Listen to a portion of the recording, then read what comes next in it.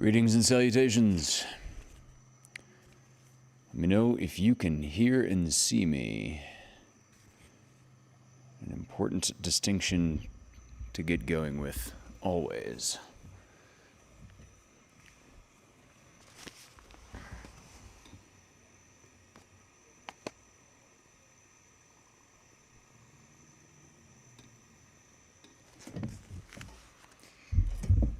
Change the seating a little bit.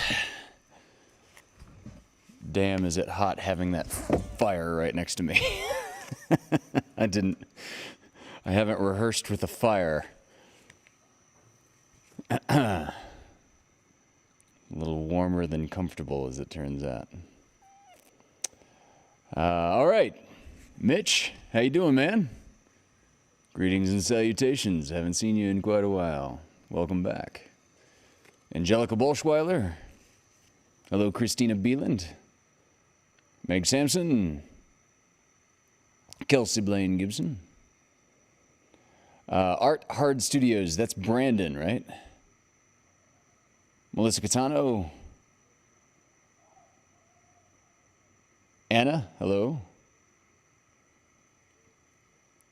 Dari.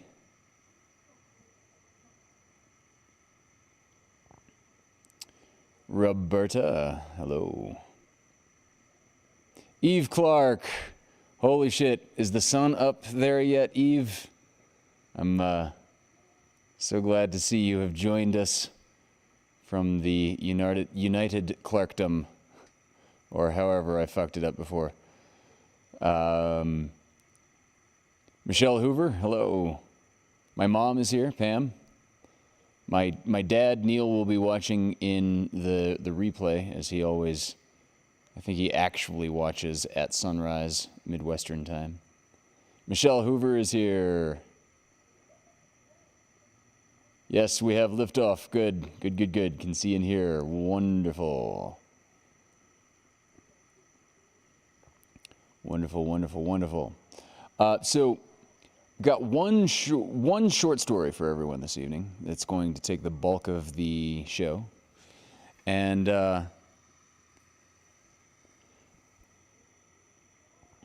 hello, David.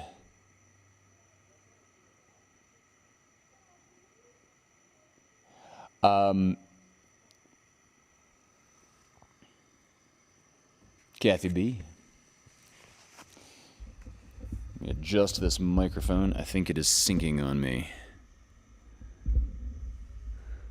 Oh, that's very sweet. Eve, I set an alarm specifically for this, but I suspect I'll be falling asleep. Well, you can always watch the replay if you do. This will exist in perpetuity on the YouTubes, as a very good friend of mine is wont to say.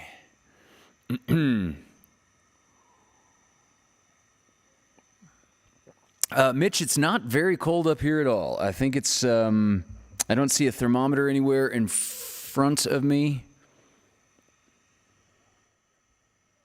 but it's about 65 degrees. That's Fahrenheit for those of you listening from the UK. Can you still hear me, by the way? I just made a quick adjustment to the microphone. Oh, unless Anna was making a joke about the fire. I was assuming she was being literal, that the mic was slightly hot. 5 a.m. there. Oh dear.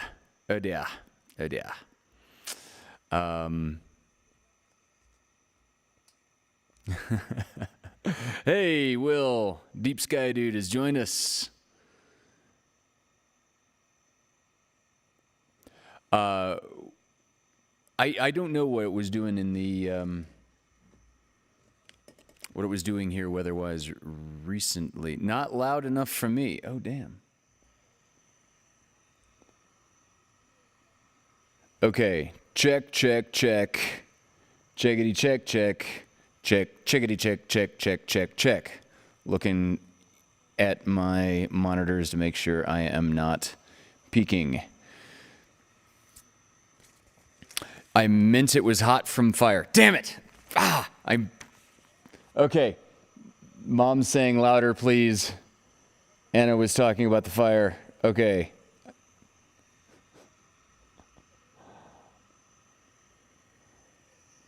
How are we now?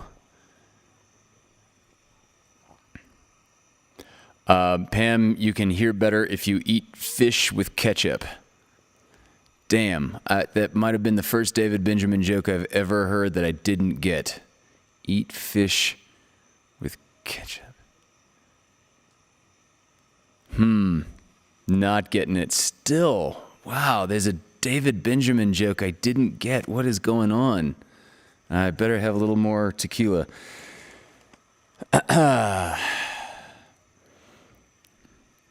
Maybe it's a typo. I bet it wasn't, though. I bet I actually just missed one. So,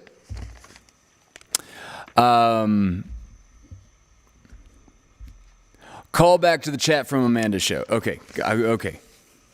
Well, at least you know I'm not faking it. I was in and out of Amanda's show this evening. I had it on the entire time. So,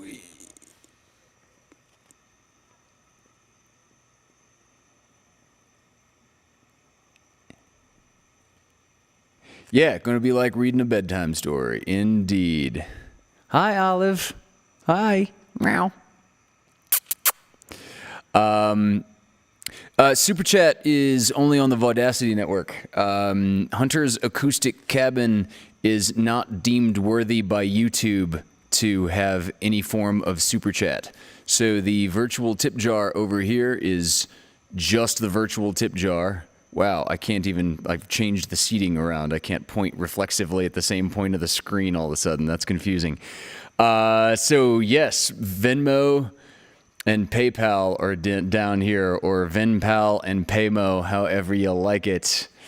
Hello, Arpegia. Thank you for joining us. Fish was only good with ketchup. Okay, thank you.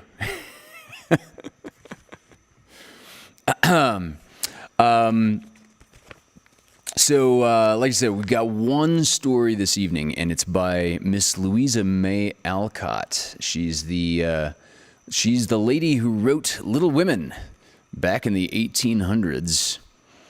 And she also wrote the, I think, less successful follow-up called Little Men. Yes, Christina, that sounds reasonable and likely. So instead of opening tonight with a poem, I want to just elucidate folks with one little detail of nature that I heard today that just blew my mind. So there are a few mind-controlling fungi out there. And when I say mind-controlling, I don't specifically mean controlling of mammals. One of the reasons that we thermoregulate at the reliable body temperature that we do is we are a little too warm for fungus to get real comfortable inside of our bodies. And warmer than this tipping point, and some of your enzymes don't work, so some of your body chemistry stops working as well. So evolution has made it so that our bodies are tightly thermoregulated around a very normalized body temperature. And when that body temperature goes slightly up, we call it a fever, and it doesn't take very much up for your little alcohol thermometers at home to recognize that there's something slightly wrong. But because of that, there are several fungi out there that, like toxoplasmosis, toxo is not a fungus, but like toxoplasmosis does, there are several fungi out there that will take over the body and or mind of its host, usually in insects. Insects are easier to take over for fungi, mostly because of said thermoregulation or lack thereof. So there's one out there that I'd never heard of before today, Massospora. Massospora takes over about 5% of cicadas. And get this, Massospora uses psilocybin. Now, some of you more psychedelic savvy listeners out there might recognize psilocybin. This is the active ingredient in psychedelic mushrooms. And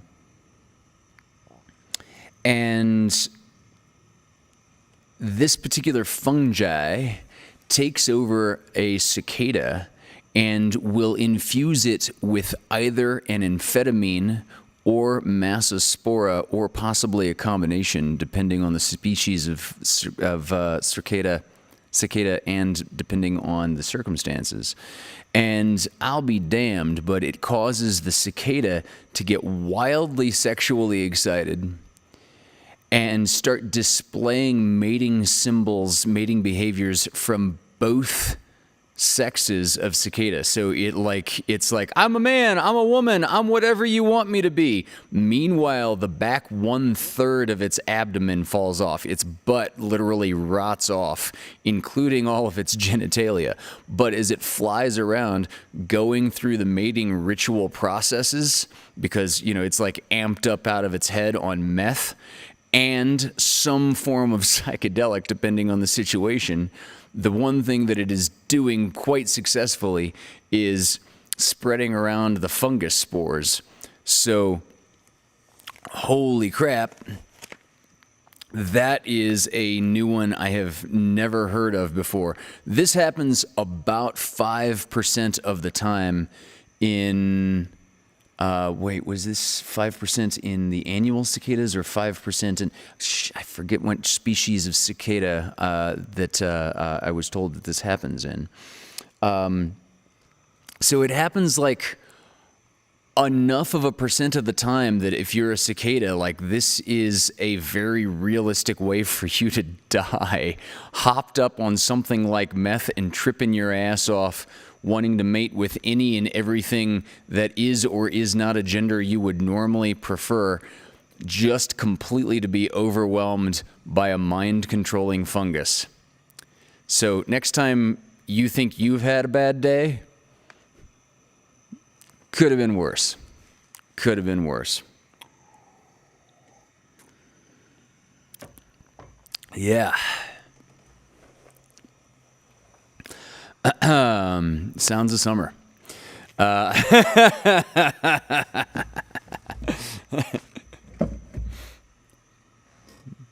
Yes, Hunter is my middle name. Jeffrey is my first name. Very much like Jeffrey Lebowski. The dude never had much use for that handle. And neither have I. However, PayPal refuses to label it anything except for this name that only the local library and bill collectors will ever call me by. Oh yeah, and telemarketers. I love it when telemarketers call and say, "May I speak with Jeffrey Ackerman?" I'm like, no. You've never met me in person before, have you? I have literally not used that name since I was a kid. So, side dodges taken care of. Let's start this story.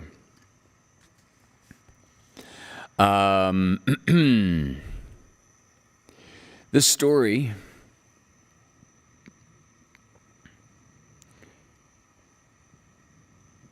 as I said, this is by Louisa May Alcott.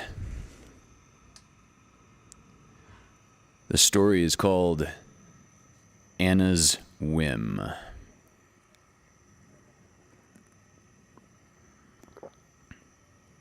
Now, just look at that, cried a young lady, pausing suddenly in her restless march to and fro on one of the wide piazzas of a seaside hotel. "Eh, what?" asked her companion, lazily swinging in a hammock. The difference in those two greetings, it's perfectly disgraceful, was the petulant reply. I didn't see anything. Do tell me about it, said Clara, opening her drowsy eyes with sudden interest. Why, young Barlow was coming up the walk and met pretty Miss Ellery. Off went his hat. He gave her a fine bow, a gracious smile, a worn-out compliment, and then dawdled on again. The next minute, Joe King came along. Instantly, Barlow woke up, laughed out like a pleased boy, gave him a hearty grip of the hand, a cordial, "How are you, old fella? I'm glad to see you." And linking arms, the two tramped off, quite beaming with satisfaction. But, child, Joe King is Barlow's best friend. Kitty Ellery is only an acquaintance. Besides, it wouldn't do to greet a woman the way you would greet a man. Yes, it would, especially in this case. Barlow adores Kate and might at least treat her to something better than the same nonsense greeting that he gives the other girls. But no, it's proper to simper and compliment, and he'll do it till his love gets the better of him. Then he'll be sincere and earnest. Well, now, honey, isn't this a new whim of yours? You surely wouldn't like to have any man call out, "How are you, Anna?" then slap you on the shoulder and nearly shake your hand off, said Clara, laughing at her friend. Oh, yes, I would, answered Anna, perversely, if he really meant it to express affection or pleasure. A good grip of the hand and a plain, hearty word would please me infinitely better than all the servile bowing and sweet nonsense I've had lately. I don't want to be a goddess stuck up on a pedestal. I want to be a woman, to help and be helped by our acquaintance. It wouldn't do, I fancy. They wouldn't like it and would tell you to keep to your own sex. But my own sex never interest nor help me out one bit. Women have no hope but to be married, the sooner the better, with no ideas but proper clothing and appearances, and I'm tired to death of both. They have no ambition but to outshine their neighbors, and I despise that. Well, thank you, love, sarcastically murmured Clara. It's true, and you know it. There are sensible women, but not in my set. I've tried the life set down for girls like me, and now I'm tired of it. I want something better. Men will follow, admire, and flatter me. They enjoy my society very well. Then it's fair that I should say I enjoy theirs, but it's perfectly maddening to have flocks of bright fellows round me, yet not be able to enjoy it because society ordains twaddle between us. Well, what shall we do about it, love? Asked Clara, enjoying her friend's tirade. You, Clara, will submit to it and get a mental dyspepsia like all the other fashionable girls. I won't submit. I just won't. Anna walked in silence for a moment, then burst out again more energetically than ever. Oh, I do wish I could find one sensible man who would treat me as he treats his male friends, one who would think me worthy of his confidence, ask my advice, be my friend in all good faith. Aha! Replied Clara with a laugh that angered Anna. You need not try to abash me with your jeers. I know what I want. I will not marry till I know the man thoroughly. I want to prove to him and to myself that I possess brains and a heart, as well as the heavenly eyes and a queenly figure and a mouth made for kissing. The scorn with which Anna uttered the last words amused her friend immensely, for the petulant beauty had never looked lovelier than at that very moment. If any man saw you now, he'd promise whatever you ask, no matter how absurd. But don't excite yourself, dear child. It is way too warm for heroics. Anna leaned on the wide baluster a moment, looking thoughtfully out upon the open sea. As she gazed, a new expression stole over her charming face, changing its disdainful warmth to soft regret. "This is not all a whim. I know what I covet because I had it once," she said with a sigh. "I had a boyfriend when I was a girl, and for several years, we was like brother and sister. What happy times we had together, Frank and I. Frank, we played and studied, quarreled and made up.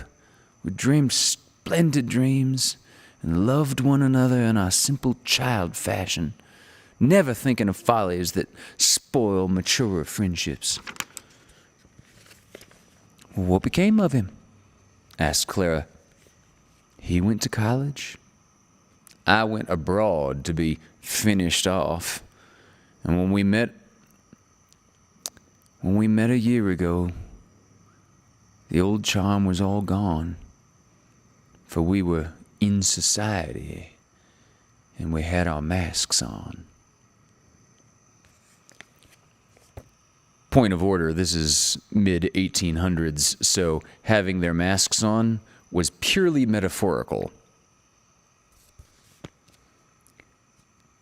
So, the boy and girl friendship did not ripen into love and end the romance properly? No, thank heaven. No flirtation spoiled the pretty story. Frank was too wise, and I was too busy. Yet, I remember how happy I was to see him, though I hid it properly and pretended to be quite unconscious that I was anything but a belle. However, I got paid for my deceit. In spite of his admiration, I saw he was disappointed in me. I should not have cared if I had been disappointed in him, but I was quick to see that he was growing into one of the strong, superior men who command respect. I wanted to keep his good regard at last, but I seemed to have nothing but beauty to give in return. I think I was never so hurt in my life as I was by his not coming to see me after a week or two, and hearing him say to a friend one night, when I thought I was at my very best, I heard him say, "She's spoiled like all the rest." "I do believe you loved him, and that is why you won't love anyone else," cried Clara. "No," said Anna, with a quiet shake of the head. "No. I only wanted my boyfriend back. I just couldn't find him. The fence between us was too high, and I could not climb over as I used to when I leapt the garden wall to sit in a tree and help Frank with his lessons." "Has the uncivil wretch never come back?" asked Clara, interested in the affair. "Never. He's too busy successfully shaping his life to waste his time on a frivolous butterfly like Anna West." An eloquent little gesture of humility made the words almost pathetic. Kind-hearted Clara was touched by the sight of tears in the heavenly eyes, and tumbling out of the hammock, she embraced the queenly figure and warmly pressed the lips that were made for kissing, thereby driving several approaching gentlemen to the verge of distraction. "Don't be tragical, darling. You have nothing to cry for, I'm sure. Young, lovely, rich, and adored. What more can any one girl want?" said Clara, gushingly. "Something besides admiration to live for," answered Anna, adding with a shrug as she saw several hats fly off and several manly countenances beam upon her. "Never mind. My fit is over now. Let us go and dress for tea." On the morning after her fit, she was up and out unusually early. for she had kept her room with a headache all the evening, and now longed for fresh air and exercise. Miss Anna West usually took a brisk pull in her own boat before breakfast. This habit lured many young gentlemen out of their beds at unaccustomed hours in the hope that they might have the honor of helping her boat start off, or the privilege of wishing her bon voyage, or better yet, the crowning rapture of accompanying her. As she prepared her little rowboat, called the Gull, for a start, she was idly wondering what early bird would appear eager to secure that coveted worm, when a loud and cheerful voice was heard calling, "Hello, Anna," and a nautically attired gentleman hove into sight, waving his hat as he hailed her.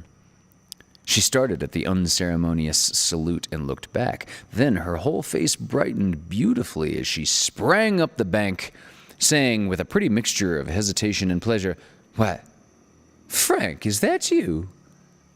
"Do you doubt it?" The newcomer shook both of her hands so vigorously that she winced a little as she said, laughing, No, I don't. That is the old squeeze with extra power in it." "How are you? Going for a pull? Take me along and show me the lions. There's a good soul." "Well, with pleasure. When did you come?" asked Anna, settling the black ribbon with which set off her white throat charmingly. "Last night.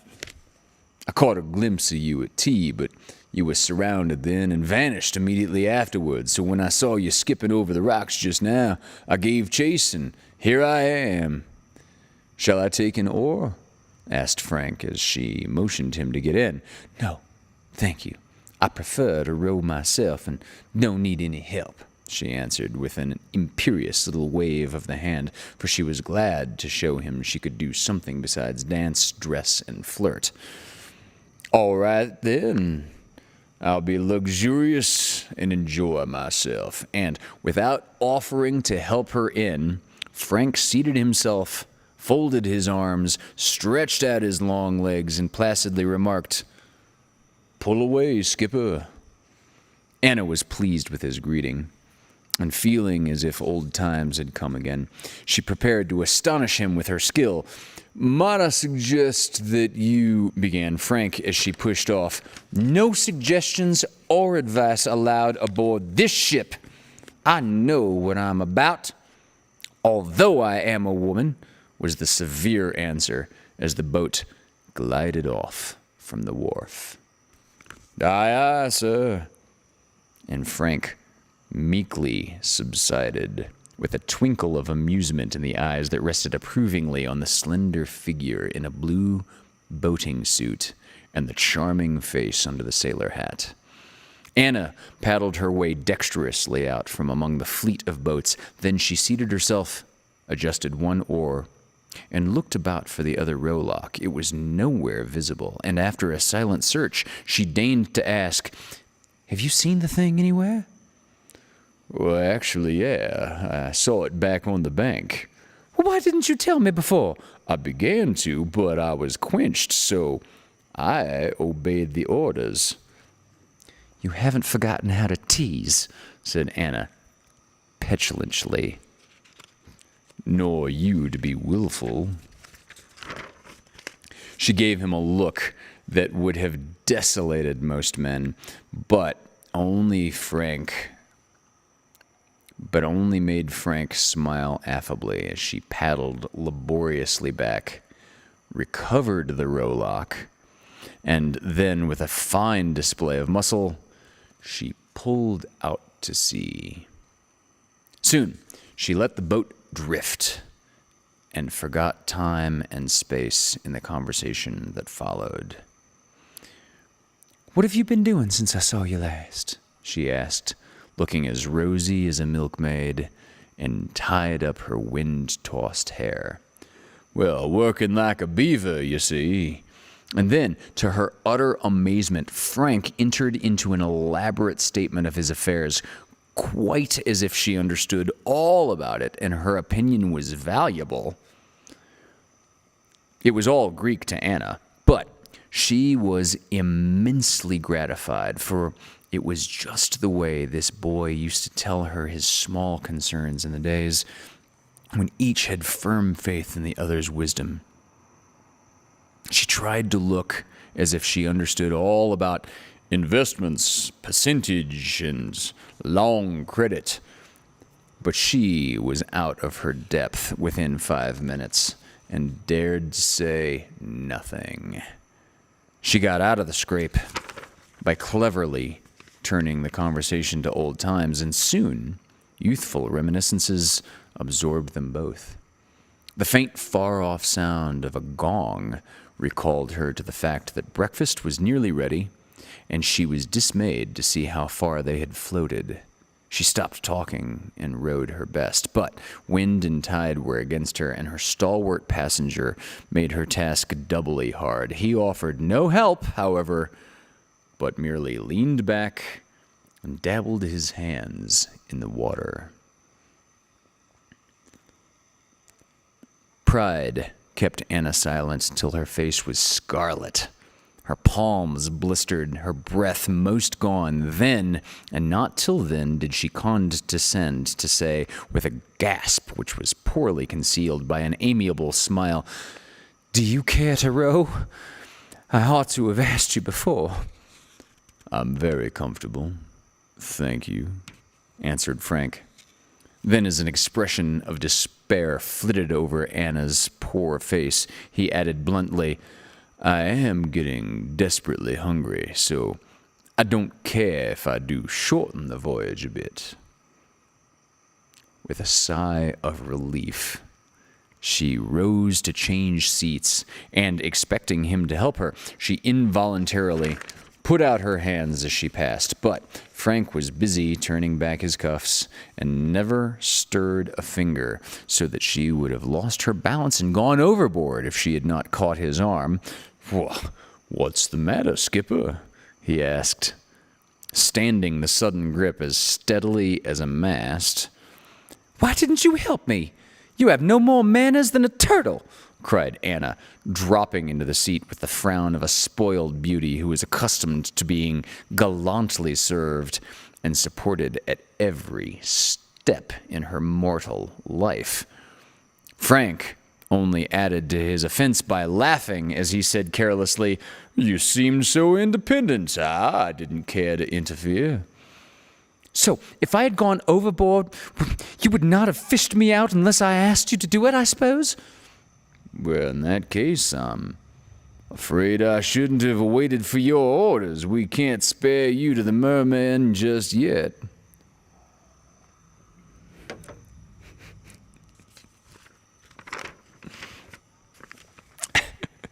I know, rude turtles. It made me grin too. Something in the look he gave her appeased Anna's resentment, and she sat silently admiring the strong, swift strokes that sent the gull skimming over the water. "Not too late for breakfast after all," she said graciously as they reached the wharf where several early strollers stood watching their approach. "Poor thing, you look as if you needed it," answered Frank. But he let her get out alone, to the horror of Messrs. Barlow, King, and company, and while she fastened the boat, Frank stood settling his hatband with the most exasperating unconsciousness of his duty. "What are you going to do with yourself this morning?" she asked, as she walked up the rocky path with no arm to lean upon. "Fish. Will you come along?" "No, thank you. One gets so burned. I shall go to my hammock under the pine," was the graciously suggestive reply of the lady who liked a man to fan or swing her and seldom lacked several to choose from. "Well, see you at dinner then. My room is in the cottage, so farewell for the present." And with a nod, Frank strolled away, leaving the lovely Miss West to mount the steps and cross the hall unescorted. "The dear fellow's manners need polish. I must take him in hand, I see. And yet, he's very nice in spite of his brusque ways," thought Anna indulgently. And more than once that morning she heard him call, "Hello, Anna," as she swung languidly in her hammock with a devoted gentleman softly reading Tennyson to her inattentive ears. At dinner, Anna appeared in unusual spirits and kept her end of the table in a ripple of merriment by her witty and satirical sallies, but she was privately hoping that her childhood sweetheart would discover that she could actually speak well whenever she chose to do so. But Frank was deep in politics, discussing some new measure with such earnestness and eloquence that he seemed not to take any notice of Anna. She was listening with silent interest when Frank suddenly appealed to her to confirm a statement he had just made. Embarrassed, she confessed she knew too little about the matter to give any opinion whatsoever. Anna went in search of her friends, looking unusually bright and beautiful. Clara appeared first, and since Frank had already been introduced to her, and she professed herself perfectly fascinated, such a personable man, quite distinguished, and so elegant in his manners, devoted, graceful, and altogether just charming. Oh, you like his manners, do you?" And Anna smiled at Clara's enthusiasm.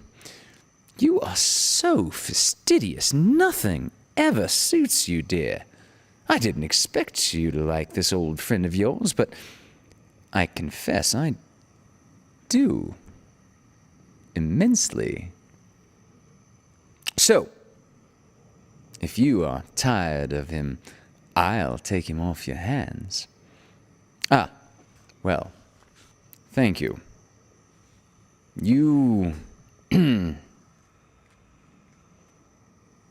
are welcome to poor Frank, if you can win him."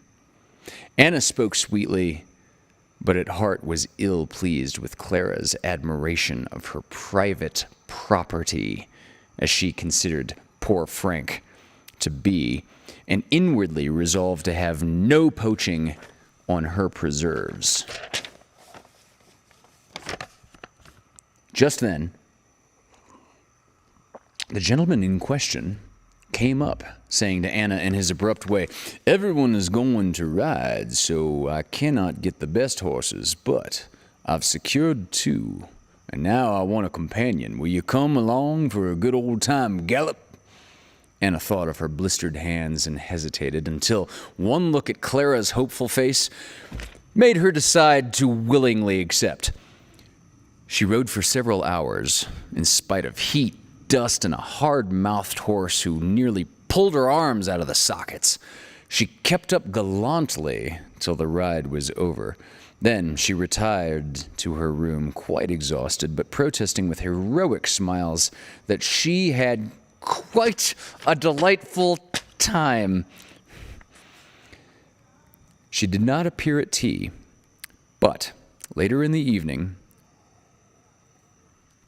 when an informal dance was well underway, she sailed in on the arm of a distinguished old gentleman.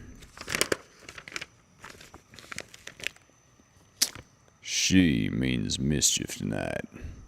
Who's to be the victim, I wonder?" said one man, putting up his glass for a survey of the gentleman who had accompanied her on the boat. "Well, he might be her brother, or could be her husband, judging by the cavalier way in which he treats her. I could have punched his head this morning when he let her pull up that boat alone," cried a youthful adorer, glaring irefully at the delinquent lounging in a distant doorway. A smug bastard. I'll lay wagers to an enormous amount that all this splendor is for the Lord and Master who rode with her this morning, and not for our destruction, answered Barlow, who was wise in the ways of women, and also a bit wary as a moth who had burnt his wings more than once at the same candle. If she said he's an old friend, you may be sure that he's an accepted lover. Clara happened to overhear these pleasing remarks, and 5 minutes after they were uttered, she breathed them tenderly into Anna's ear. A scornful smile was all the answer Clara received, but the beauty was both pleased and annoyed, and waited with redoubled interest in the approach of the old friend, who was regarded in the light of a successful lover. But he seemed in no haste to claim his privileges. Dance after dance went by, while Frank sat talking with the old general or absently watching the dancers that spun about before him. I cannot stand this another moment, said Anna at last, and she beckoned the recreant knight to approach with a commanding gesture. Why don't you dance, sir? I've forgotten how, ma'am. After all the pains I took with you when we had lessons together all them years ago? I've been too busy to attend to trifles of that sort. Elegant accomplishments are not trifles, and no one should neglect them who cares to make himself agreeable. Well, I don't know that I do care, as a general sort of thing. You ought to care, and as a penance for that rude speech, you must dance this dance with me right now. I cannot let you forget all about your accomplishments for the sake of business, so I shall do my duty as a friend and take you in hand, said Anna severely. You are very kind, but is it worth the trouble? Now, Frank, don't be provoking and ungrateful, so just rub up your manners a bit and be as well-bred as you are sensible. Thank you. I'll try. May I have the honor, Miss West? And he bowed low before her with a smile on his lips that both pleased and puzzled Anna. They danced the dance, and Frank acquitted himself respectably. But the first thing he said with a sigh of relief was, "Come out and talk, for upon my life, I can't stand this oven any longer." Anna followed, and seating herself in a breezy corner, waited to be entertained. But Frank seemed to have forgotten that pleasing duty. Perching himself on the wide baluster of the piazza, he not only proceeded to light a cigarette without even saying, "By your leave," but he coolly offered her one also. "How dare you?" she said, much offended at this proceeding. "I am not one of the fast girls who do such things, and I dislike it exceedingly. You used to smoke sweet fern and corncob pipes, you remember? These are not much stronger," he said, placidly restoring the rejected offering to his pocket. "I did many foolish things then, which I desire to forget now, and some very sweet and sensible ones also. Ah, well, it can't be helped, I suppose." Anna sat silent a moment, wondering what he meant. And when she looked up, she found him pensively staring at her through a fragrant cloud of smoke. "What is it?" she asked, for his eyes seemed to be seeking something. "I was trying to see some trace of the little Anna I used to know. I thought I'd found her again this morning in the girl in the round hat, but I don't find her anywhere tonight. Indeed, Frank, I'm not so much changed as I seem. As she spoke, she turned her face toward the light and half extended her hand, as if to claim and hold the old regard that seemed about to be withdrawn from her. Frank bent a little and scanned the upturned face with a keen glance. Her eyes met his with a look both proud and wistful, candid and sweet. Frank gave a little nod as if satisfied and said with that perplexing smile of his, "Most people would only see the beautiful Miss West in a remarkably pretty gown. But I think I catch a glimpse of little Anna, and I'm very glad of it. You want a friend? Very good. I'll do my best for you, but you must take me as I am, thorns and all." "I will, and not mind if they wound sometimes. I've had roses till I'm tired of them in spite of their sweetness." As he rose,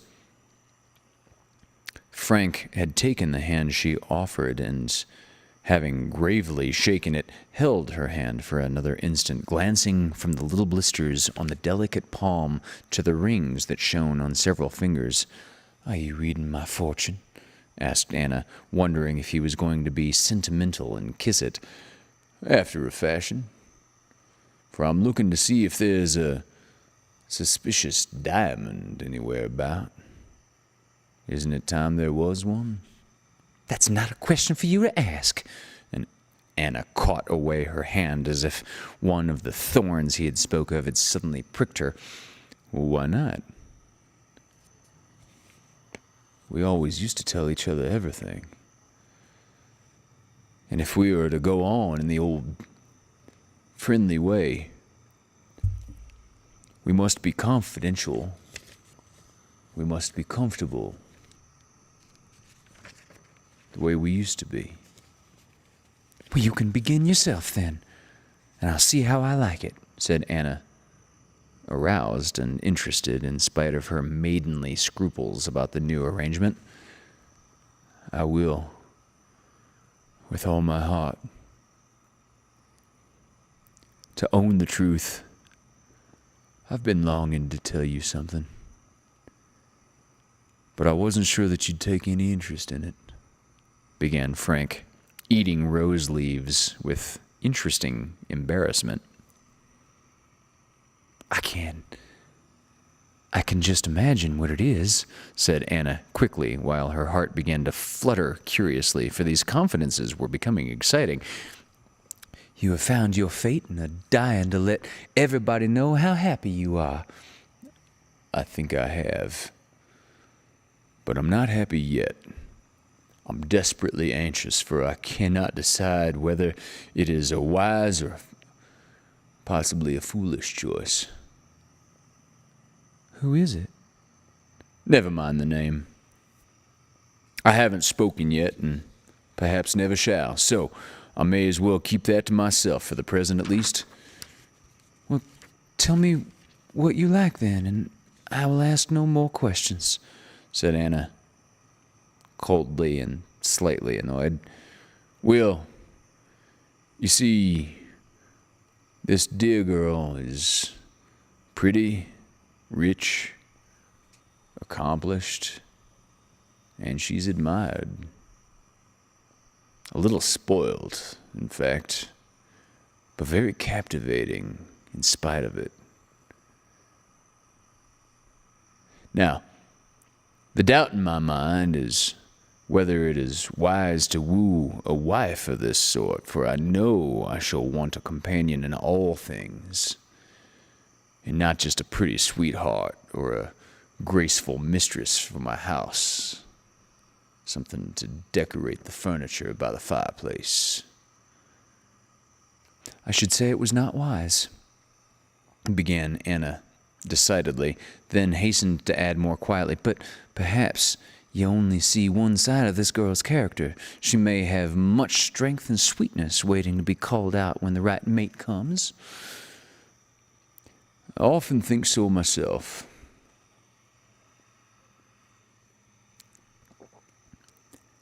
And I long to learn if I am the man. But sometimes there comes a frivolous act, thoughtless word, or just a fact. Not yet. But I should be, if I saw much of her, for when I do, I rather lose my head, and I'm tempted to fall upon my knees, regardless of time, place, and consequences. Frank spoke with such sudden love and longing in his voice and stretched out his arms so suggestively that Anna started, but he contented himself with gathering a rose from the clusters that hung all about, and Anna slapped an imaginary mosquito as energetically as if it had been the unknown lady for whom she felt a sudden and inexplicable intense dislike. So, you think I'd better not say to be my love, be mine? Frank asked as he sat with his nose luxuriously buried in the fragrant heart of the rose. Decidedly not. I'm sure, for the way you speak of her, that she's not worthy of you, and your passion cannot be very deep, said Anna, a little more cheerfully. It grows rapidly, I find, and I give you my word, if I should pass a week in the society of that lovely butterfly, it would be all over with me by Saturday night. Then don't do it. Ah, but I want to. Desperately. Do say that I may, just for a last nibble at temptation before I take your advice and go back to my bachelor life again, he said beseechingly. Don't go back. Don't go back. Love somebody else and be happy. I'm sure that you are going to be a man of mark, and you must have a good wife, not a silly little creature who will be a helpless decoration all your life. So do take my advice and let me help you if I can. Anna spoke earnestly, and her face quite shone with friendly zeal. She expected a serious reply, but great was her surprise to see Frank lean back against the vine-wreathed pillar behind him and laugh till a shower of rose leaves came fluttering down on both of their heads. I don't see any cause for such unseemly merriment, was her dignified reproof of this new impropriety. I beg your pardon. I really couldn't help it. For the comical contrast between your sage counsels and your bloomin' face, your manner was quite maternal and most impressive till I looked at you in your French finery, and then it was just all up with me, said Frank penitently, though his eyes still danced with a little bit of mirth. The compliment appeased Anna's anger, and she looked up at him with a laugh as blithe as his own. I dare say I was absurdly sober. If you don't care for my advice, I'll take it all back, and you can go and marry your butterfly as soon as you like. I rather think I shall, said Frank slowly. For I fancy she has got a hidden self, as you suggested, and I'd rather like to find it out. Now, you, for instance, you don't show half your good points, and a casual observer would consider you merely a fashionable woman. Lovely, but shallow. As you did the last time we met, put in Anna sharply. If she expected him to deny it, she was mistaken, for he answered with provoking candor. Exactly, and I quite grieved about it. For I used to be very fond of my little playmate, and thought she'd make a fine woman. I'm glad I've seen you again, for I find I was unjust in my first judgment, and this discovery gives me hope that I may be mistaken in the same way about my, well, we'll call her my sweetheart. I knew you were disappointed in me, thanks to my foolish education and the life I have led these last few years. Everybody just flatters me, and I don't, said Frank promptly. That's true.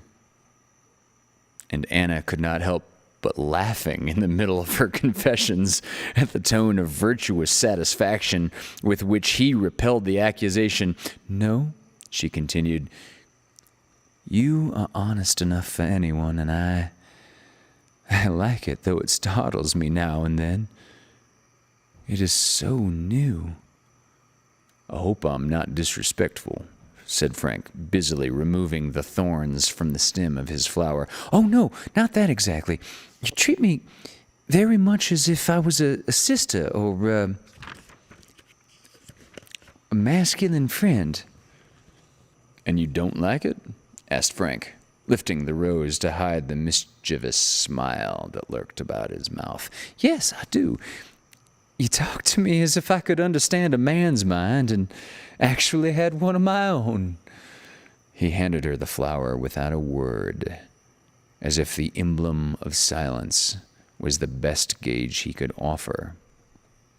Many flowers had been presented to the beauty, but none were kept so long and carefully as the thornless rose her old friend gave her, with a cordial smile that warmed her heart.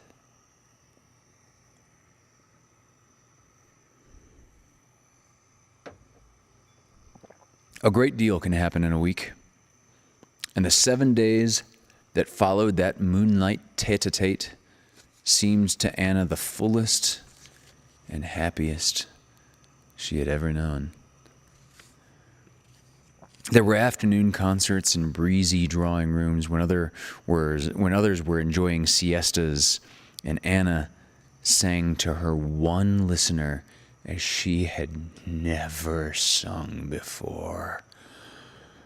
But best of all were the moonlight meetings among the roses.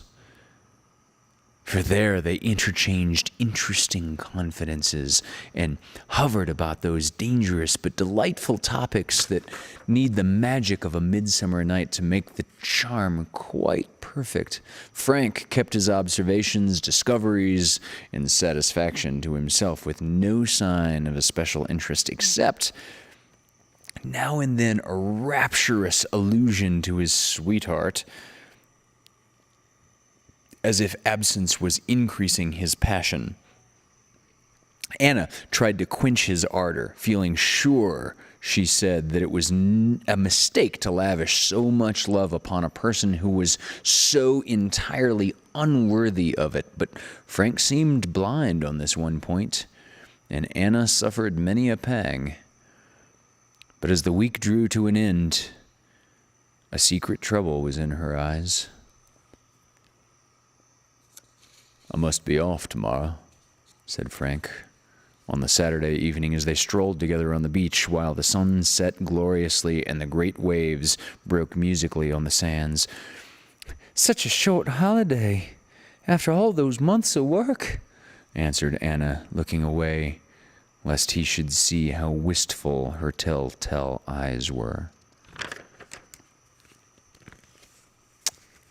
I may take a longer holiday, the happiest a man can have if someone will go with me. Anna, I've made up my mind to try my fate, he added impetuously. I've warned you. I can do no more. Which was quite true, for the poor girl's heart sunk at his words, and for a moment all the golden sky was a blur before her eyes. I won't be warned, thank you. for I'm quite sure now that I love her. Nothing like absence to settle that point. I've tried it, and I can't get on without her. So, I'm going to put my fortune to the touch and win or lose it all. If you truly love her, I hope you will win and find she is the wife you deserve, but think well before you put your happiness into any woman's hands, said Anna, bravely trying to forget herself. Bless you. I've hardly thought of anything else this week. I've enjoyed myself, though, and am very grateful to you for making my visit so pleasant, Frank added warmly. Have I? I'm so glad, said Anna, as simply as a pleased child, for real love had banished all her small coquetries, vanities, and affectations. Indeed you have. We lonely fellas who have neither mother, sister, nor wife, we need some gentle soul to keep us from getting selfish, hard, and worldly. And few are so fortunate as I in having a friend like little Anna. Oh, Frank, what have I done for you? Cried Anna, glowing beautifully with surprise and pleasure at this unexpected revelation. I'll tell you what you did, dear. A man's moral sense gets blunted, knocking about this rough and tumble world where the favorite maximum is every man for himself and the devil take the hindmost. Your simple faith in the good and the beautiful was waking up the high and happy beliefs that lay sleeping in my soul. All this you did for me, Anna, and even more. In showing me the hidden side of your nature, I found it so sweet and deep that it restores my faith in womankind and shows me all the lovely possibilities that may lie folded under the exterior of a fashionable woman. Anna's heart was so full she could not speak for a moment. You're too kind, Frank. I can hardly believe that I have so many virtues, but if I have, like yours, they have been asleep. She felt a strong desire to lay her head on his shoulder and just sob something like, "Don't go and leave me. No one loves you half as well as I, or needs you half so much." Of course, she did nothing of that sort. But as she began to sing, she covertly whisked away a rebellious tear. Frank soon interrupted her music with, "Anna, I've got something awful to tell you." "What is it?" she asked, with the resignation of one who has already heard the worst. "It is so bad that I can't look you in the face while I tell it. Listen calmly till I'm done." "Go on." And Anna prepared herself to receive some tremendous shock with a masculine firmness. Frank pulled his hat over his eyes and, looking away from her, said rapidly with an odd sound in his voice,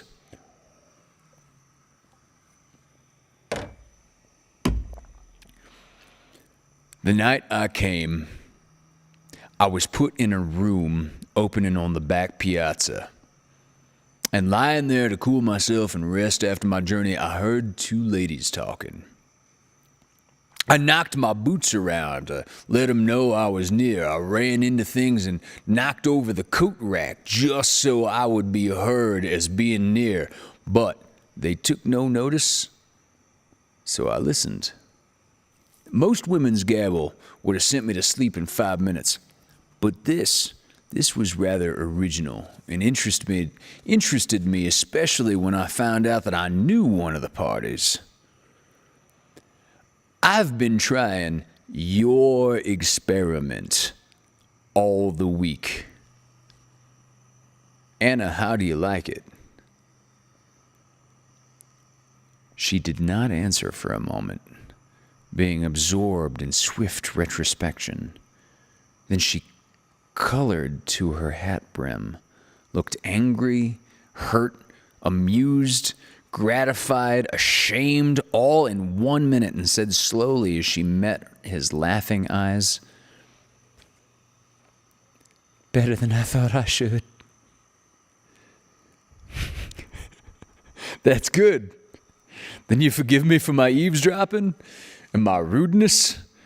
It was abominable, but I could not resist the temptation of testing your sincerity. It was great fun, but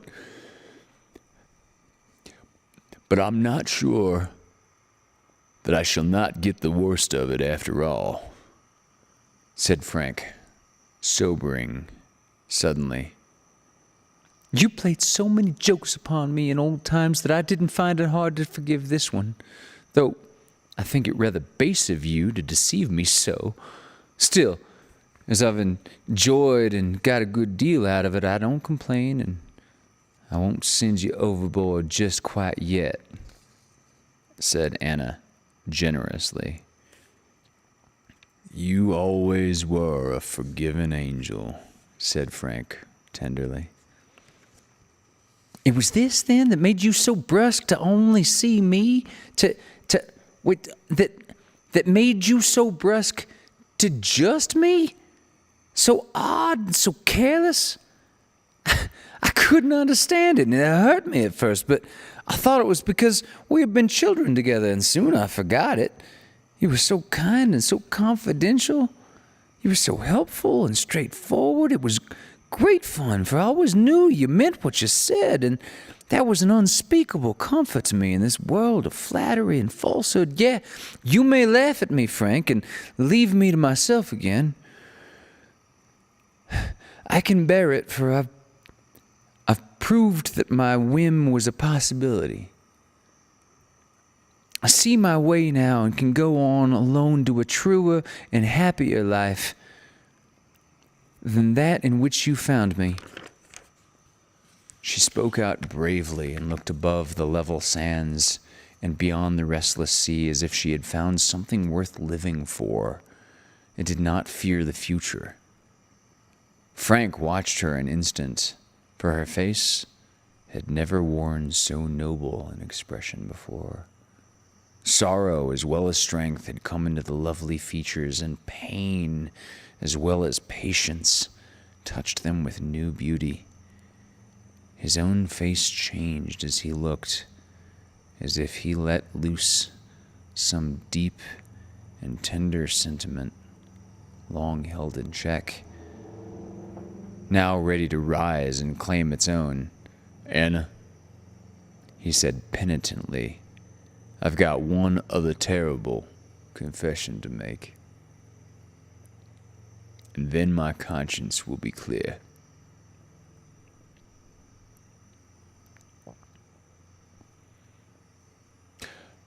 I want to tell you who my sweetheart is. I have her picture. Will you look at it?" She gave a little shiver, turned steadily, and looked where he pointed. But all she saw was her own astonished face reflected in the shallow pool behind them. One glance at Frank made any explanation utterly needless. Indeed, there was no time for her to speak before he enfolded his arms around her and kissed her cheek. A voice sweeter to her than wind or wave whispered tenderly in her ear, "All this week I've been learning and enjoying far more than you have. I've read a woman's heart and learned to trust and honor what I've loved ever since I was a boy. Absence proved this to me, so I came to look for little Anna and found her better and dearer than ever. May I ask her, you, to keep on teaching me? Will you share my work as well as my holiday and be the truest friend a man can have? And Anna straightaway answered, yes.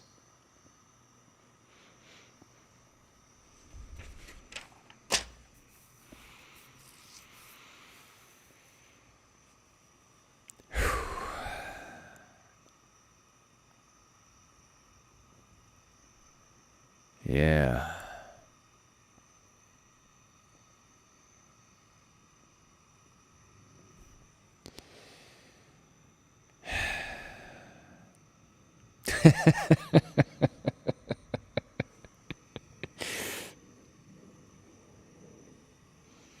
Suddenly, this is totally random. Suddenly, I'm remembering this bit on The Simpsons where the seedy local bartender Mo Sizlak had a literary group, and he was reading, and the sketch opens to to a profoundly and uncharacteristically emotional Mo reading the closing lines to Louisa May Alcott's, and suddenly they were no longer little girls, but they were little women. And brushing away a tear. Oh my God. A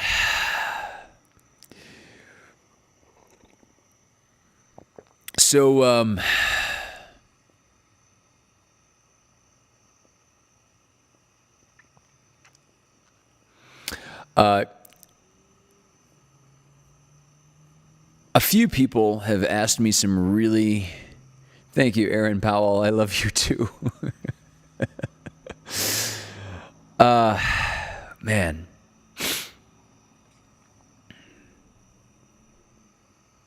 A bunch of people have been asking me random, interesting questions.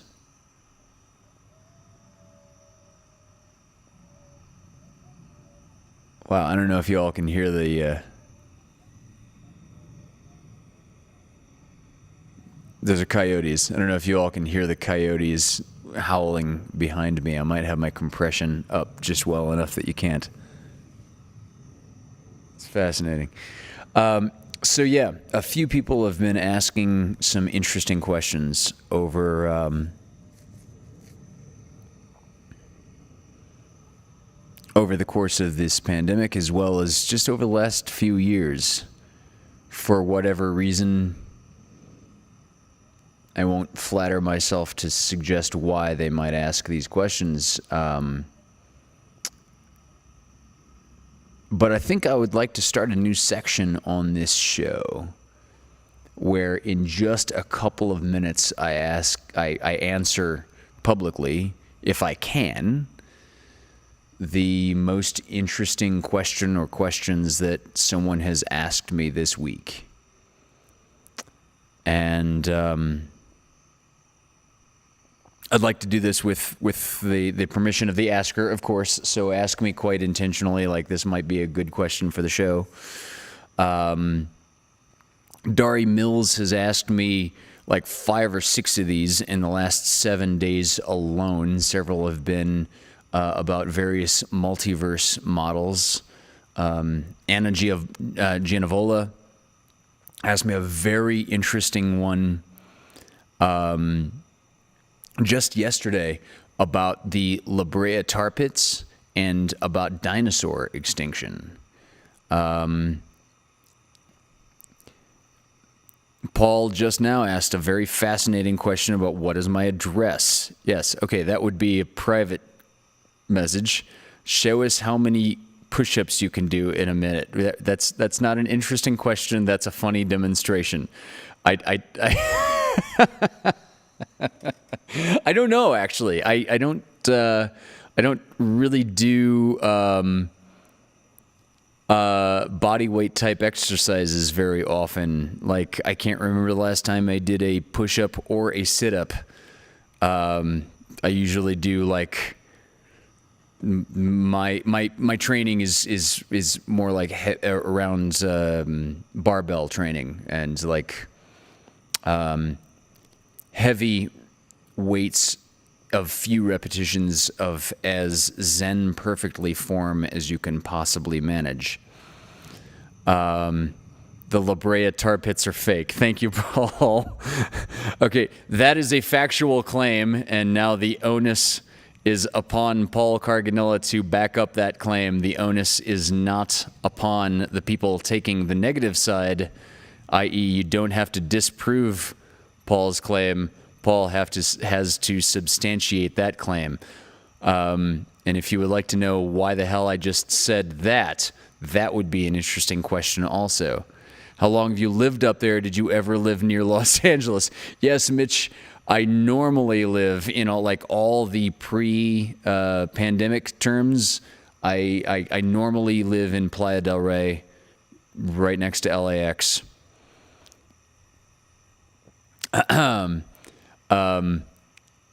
Aaron, that sounds wonderful and fascinating and even a little titillating. I'll show you mine. I would love to see yours. We're still talking about push-ups, right? At Christmas time, we need to get Hunter to read a Hallmark movie screenplay. If one of Everly's co-stars wants to finance this, I'm totally down. Otherwise, my first suggestion is A Christmas Carol. I really loved reading A Christmas Carol last. I did it in 2 parts for the people watching that were not watching then.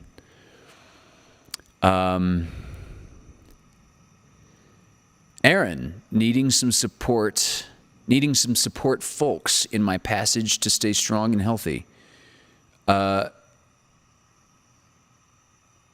Aaron, if you are on some particular journey of health challenges, private message me about that. I mean, hell, if you just want to know how to maintain health, private message me about that too.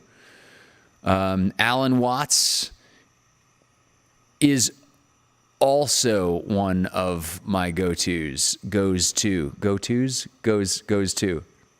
No, go-tos. This is not like sisters-in-law. This is go-to. David Benjamin, I won't say that I only like the Donald Duck version of Christmas Carol, but I will amend that the Scrooge McDuck version is the best one. Oh, or the Muppets Christmas Carol. Shit, maybe that's the best one. I don't know. Man, there's some stiff competition there. Good point, Eve Clark. Ooh, really good point. Yep, it's definitely Uncle Scrooge, although I recall Donald Duck, I believe he made a cameo. Have I ever voiced Abe Lincoln? No, I have not, although I was born in the same state. I was born in Illinois, where Abe Lincoln represented. Love you too, Aaron. Thank you. Yes, Eve, I am extremely impressed that you're not asleep yet. You must have something stronger than my favorite Earl Grey tea, which I actually import from the United Clarkdom. That was only a half joke. My favorite tea I actually do import from Britain. It's not exotic. It's not expensive. It's just a knowably higher quality. Met Abe Lincoln. Yeah, actually, I've worked as I've been certified by several different bodies that do such certifications as personal trainer, as personal training, and diet and nutrition is one of those areas of science that I have really geeked out on. Actually, okay, Arpeggi just said Earl Grey is my favorite. Earl Grey is the type of tea that I import from the United Kingdom. Yes. That is the one that I take in. Scrolling back up through the chat really quickly if I can to see any other interesting comments, questions that I might be able to address. Paul, I love M. Night Shyamalan's adaptation of it, but I think Hunter's reading is probably better than that movie. Wow. I lost the context there. What was that? What was the M. Night Shyamalan adaptation? I think that was a total joke that I need the context in the chat to make sense of, I suspect.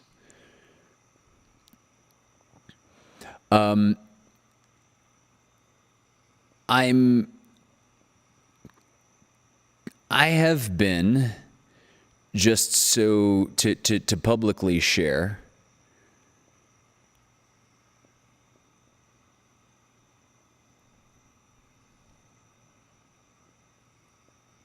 if I was dyspeptic in Britain, would it be the Untied Kingdom?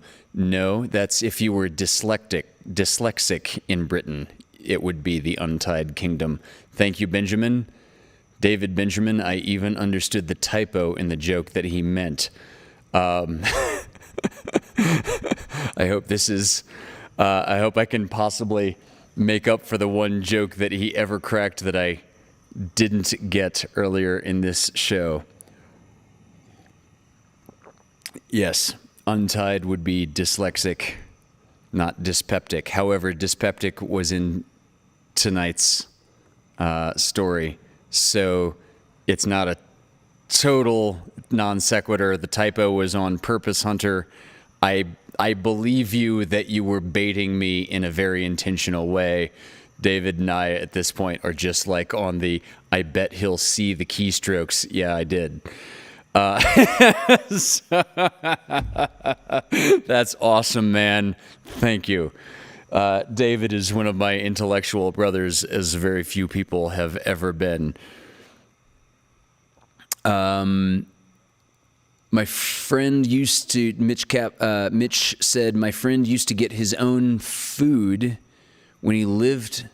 My friend used to get his own food when he lived in Running Springs.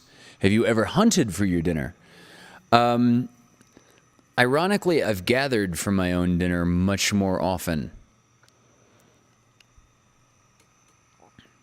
Yes, and Mom is pointing out that Star Trek The Next Generation, Earl Grey, hot, favorite quote. And to several of our amusements, I'm sure, I've still never owned a Siri or a, I don't know, what are all the voice-activated names that you call out? I've never owned any of them. But every time I've walked into a room that there has been one of those, I've said that. And one of them early on said something to the effect of, my technology is not that high. I'm not a replicator. And I just, okay, that one was funny. Thank you, Kathy B. Shakespeare is actually one of the things that got me into theatricality, got me into theater, got me into drama.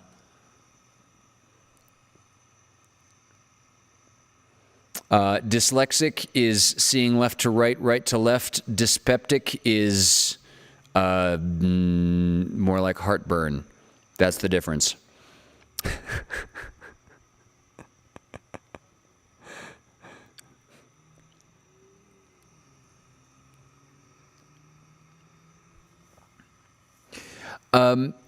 So Mitch, who's saying, I know it's too early, but would you replace Wolfgang? If so, Carla has a rescue place owned by a musician. I'm glad you asked that question.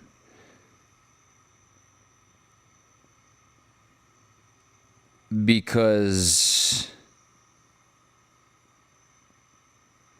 I don't want to be too semantic about the verb. No, I couldn't possibly replace Wolfgang. And for that reason, I'm not going to be taking on any beings dependent on me for a while. I don't use the word pet. I never liked it. I certainly won't use any terminology that implies that I own that being. I feel extremely uncomfortable with that terminology. I will continue to feed more birds, squirrels, and chipmunks than I could possibly name for the foreseeable future. But I won't be inviting any into my home in the short term, precisely because I want those relationships to be their own relationships. I want those relationships to be as mutually full in both directions as they can be without saying, you are now the stand-in. There are a few people watching right now that remember in 2018 when Pushkin passed, and Pushkin was my little girl. Pushkin served as substitute for several relationships that I've not had in this life so far. I don't mean to say substitute.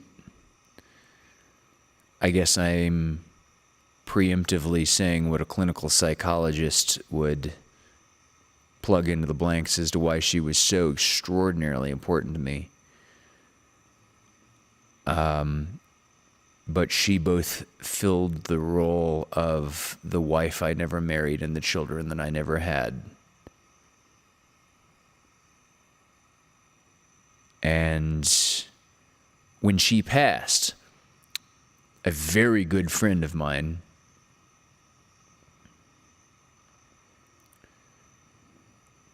very macho guy, very manly sort of guy, related to this guy on a very physical level. We're acrobats together. He's a photographer. He's an artistic photographer who hired me on many occasions for physique shooting, for physique shoots. Forgive me, English is not his first language, and so I paraphrase in the ways that he would, that I would quote him. And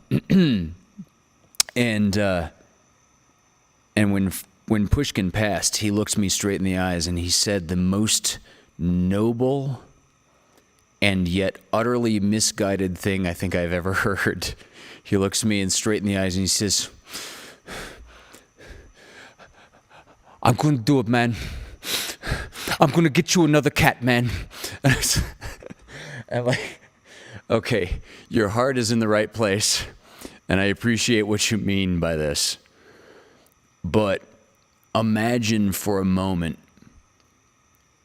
I explained to him, imagine being, let's say, 75 and married to a woman for 50 years and she passes away. You don't go out the next day and just like find another wife.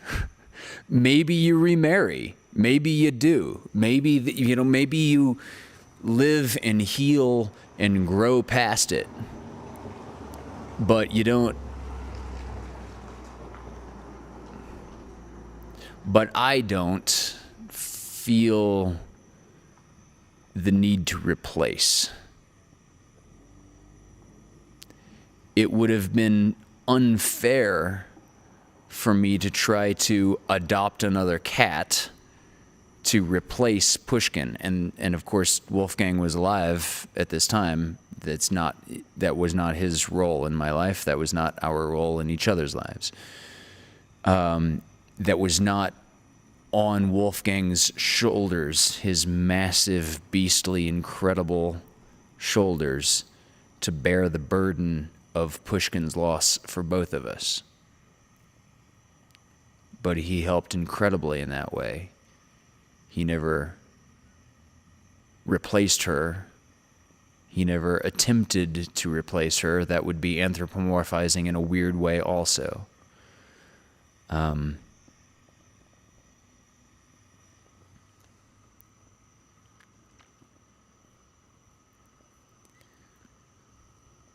think I'll slide back up and see if I jump out, if any more questions jump out at me. Eve Clark, I have actually read a little bit of Shakespeare on here. The sonnets are not my favorite medium that he expressed himself in. They're the most applicable. So I've only done it a few times. On Valentine's Day, I read an excerpt from Romeo and Juliet. Seemed quite appropriate.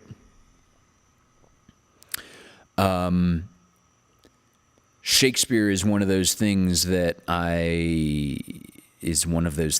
Shakespeare now represents a body of work that I have such a passion for that I don't take it lightly, and requires a lot of preparation. And in my favorite forms of Shakespeare's chosen form of expression is a dialogue exchanged between at least two people. I'll say it that way.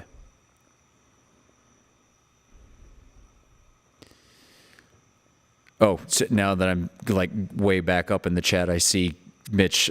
You don't have to answer my last question in public if you don't want to.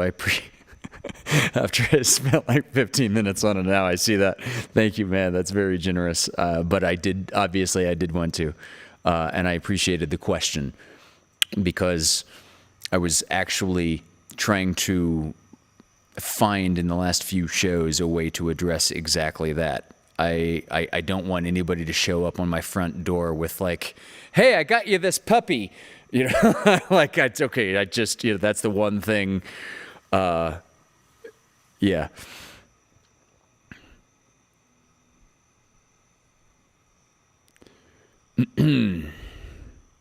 I'm so sorry that you lost Wizzle to cancer. That is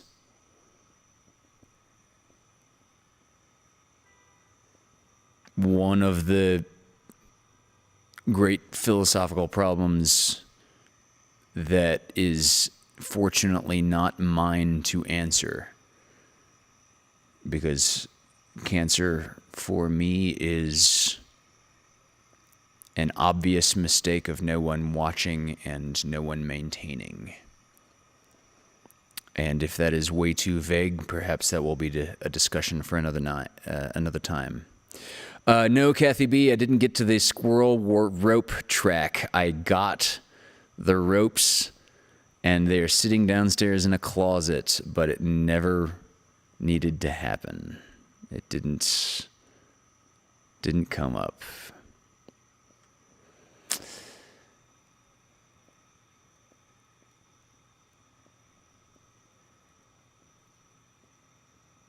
I don't know what context you mean, Aaron. Are you feeling safe and secure enough to be creative? In what context? Oh, ready to play a song. Thursday. Join us Thursday at 6. I'm trying to keep the actually, Aaron, you know Tim Bloom. Tim started reading, and funny enough, Tim and I did not compare notes on this. We came up with this completely independent of each other. Tim started reading some Edgar Allan Poe on his Friday night 6 o'clock show. And then he later decided that the readings weren't working enmeshed with the music, that the music needs to be its own show, and maybe the reading, and I, completely separate from him, came to that exact same conclusion convergently on my own. And so yeah, I started this one for reading and the Lovecast on Thursday night at 6 o'clock for music. So thank you very much for asking.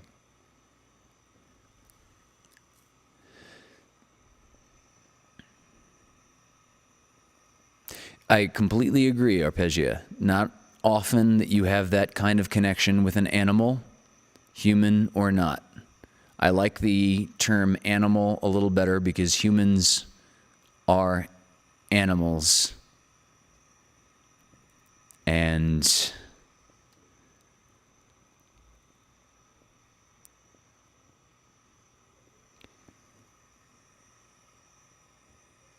not all humans are people, I'm sorry to say, as I conclude rather heavily. But there are a lot of non-humans that are definitely people.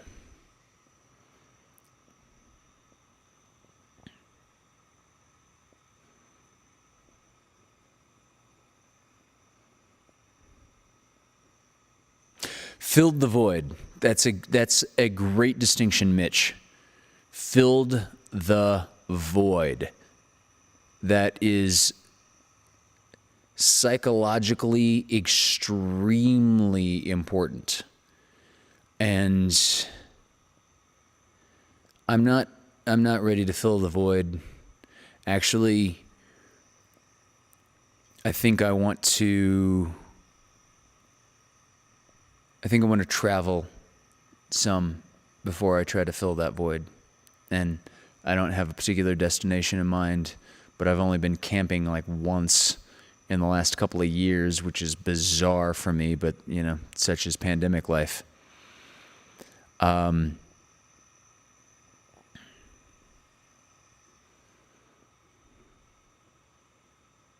yeah, Kathy B, perhaps someday we'll come across with another non-human person that will bond with you. I'm very open to fate making that happen if those circumstances unavoidably happen in front of me. In mid-June, as many of you are well aware, I tried quite valiantly to save the life of a found baby squirrel, and he was just adorable. But that relationship was... I started to say that relationship was not meant to be. Maybe it's more like that relationship was meant to be in an extremely short term. A very wise friend of mine that I was speaking with on the phone a few days ago quoted Dan Savage. If you're not familiar with Dan Savage, he's got a podcast called Savage Love. Dan Savage made this distinction. It's a really strange and kind of fucked up thing about modern life in the United States, that the only successful marriages recognized in society are those that end with at least one death. I went, wow, yeah, that's profound. Dari Mills, what is the answer to the universe? And several people have picked up in the chat exactly what I would have replied. 42. David Benjamin adds in 24 in a minor.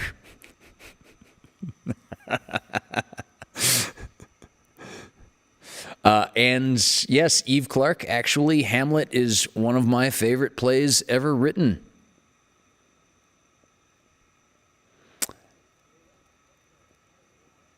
For a lot of reasons. Oh, man, for a lot of reasons.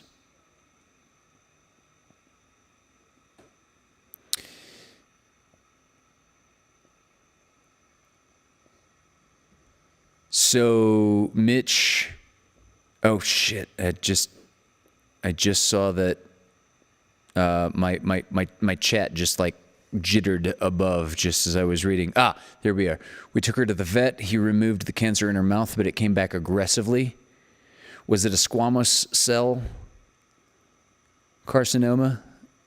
That sounds like felines frequently have a squamous cell carcinoma that you can surgically remove, but it's like once the body has figured out that shortcut, the body continues to make that shortcut.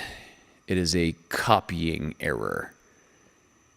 If there was any benign superintendent making sure that things worked out to the betterment of good people,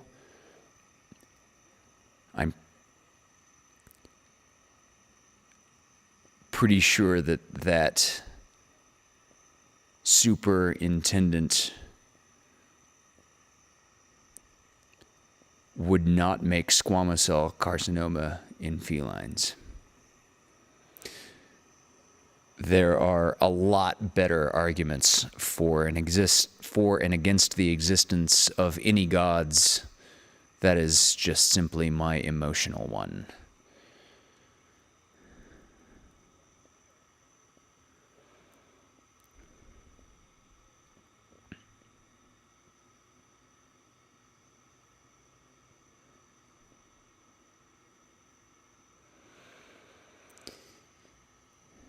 All right. I think we're going to draw this to a close. Eve Clark, I apologize for my disruption to your circadian rhythm. I hope it's worth it. If it is any consolation, know that my circadian rhythm is really bizarre right now. Also. So,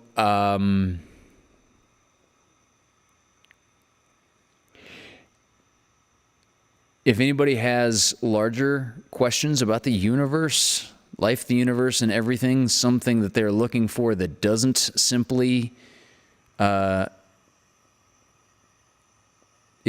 to 42, let me know in the chat. My background is in physics. My current fascinations are, let's just say, in philosophy and metaphysics, which is, philosophy is less about finding answers and more about asking better questions, but I'll do what I can.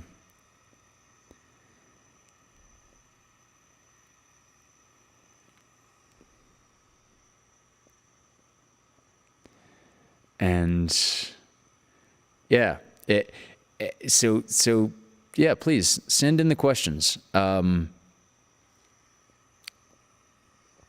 suppose I'll qualify that if I can make an interesting answer that a lot of people would be interested in, that I think a lot of people would be interested in, I will try to highlight those.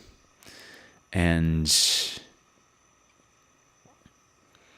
join us on the Vaudacity Network tomorrow for Dancing with Dari. I believe that's at 6:30. Is that right, Dari? David Benjamin, I hope you're kidding, because there's some hacker right now working his ass off to rip you off. And Eve Clark, anything that you have about the origins of the universe, cosmology, and Big Bang Theory are a couple of my highlight curiosities. I've been actually considering getting my PhD in astrophysics, specifically in the area of the origins of the universe. So it's something that I passionately say. If you ask me a question that I don't know, I will do my damnedest to research a satisfactory answer or explain why human beings at this point don't know. So that would be perfect. I'm reading Stephen King's novel, A Brief History of Time.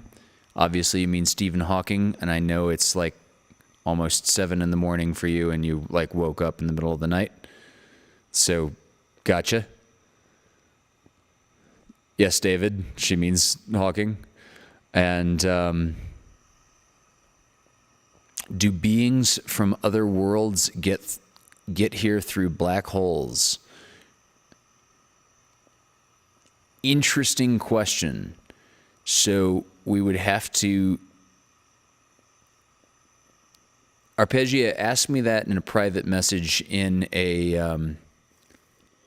Perhaps we'll address that one. It's a very broad question. Like I would need to know what you mean by beings, what you mean by other worlds, and I'm not aware of any mechanism of anything except Hawking radiation escaping anything from black holes. However, wormholes are another form of phenomenology that is sort of a parallel question. But Arpegia, I'm curious as to why you ask the question, and ask me that in a private message, like that, and what makes you ask. I'm sorry, I meant wormholes. Gotcha. Mom's got it exactly. Not even a tardigrade can make it through a black hole. David Benjamin got the terms. It's spaghettify or spaghettification. And if things spaghettify going into a black hole, what happens to spaghetti? Spaghetti becomes spaghettini. That's what happens. Wow. Very rare that one of those questions is actually answerable. What do you think about going to space in one of these new ships? Mitch asked me that one in a private message, because what you mean by one of these new ships, that would be the qualifier that I'd like to know. And thank you all for joining us this evening.